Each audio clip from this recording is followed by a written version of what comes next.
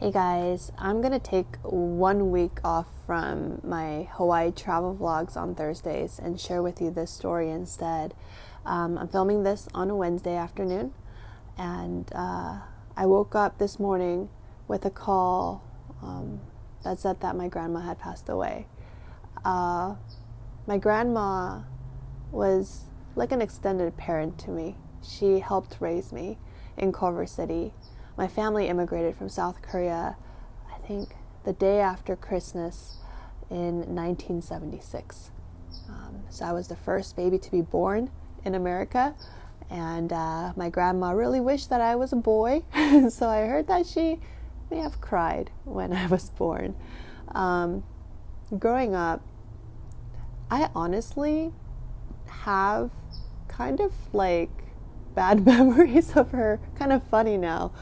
So our family, my grandpa, my grandma, my mom, and my three aunts, all lived under one roof in Culver City in a small yellow house.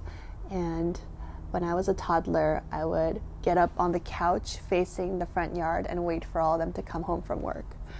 And when my grandpa came, I'd get so excited and cheer him on as he entered through the door. Same thing with all my aunts, my mom. But when my grandma came home from work, I would say, "Hey, she." I was really disappointed. And usually I think grandma was like the first person, if not one of the first people to come home. So yeah, that is something I remember, and that's something all of my family members remember.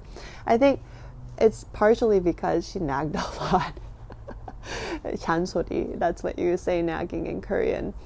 And then also, she would say, you're too fat, you gotta stop eating, or she was really strict. I remember as I got older, I think I was in middle school, I had a friend who lived a few houses down on our street, and I didn't want to come home for dinner. And so my grandma came out, and she's like, "야, 이놈아, 미쳤어, 죽을래?" Which means, "Hey you, are you crazy? You want to die?" Okay, so that's very typical if you're Korean or Korean American of how elders can treat you because you're not listening to them. So, fast forward several years, I graduate from college and I move away. And I think that's around the time when my grandma started really missing me. And so I would come home only, a couple times a year if I'm lucky, for holidays. I miss a lot of the big family get-togethers, but yeah, I would be there for Christmas and things like that, and grandma would always hug me really tightly. She loved to pinch my cheeks, and then she'd be like, "Igu, igu, igu," that's her loving, endearing way of communicating to us. And so yeah, and then she would say Angong. That's my childhood name, Angong, because I couldn't pronounce my Korean name Eungyung well enough when I was a kid. And so yeah, she'd say Angong, Angong, eigu, eigu. And then, there were a few times when she even said that I was pretty. I think that's as close as she got to saying I love you.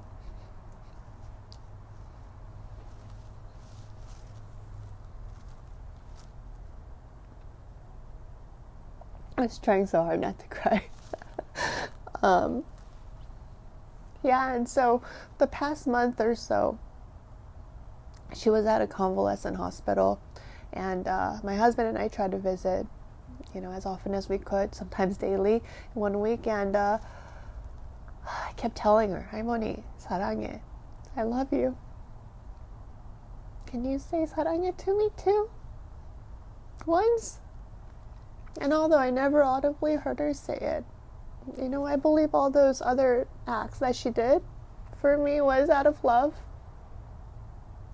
And I prayed with her on her last night before she left this earth. And yeah, that was my grandma. So I just wanted to share a little bit about her with you. Thanks for watching.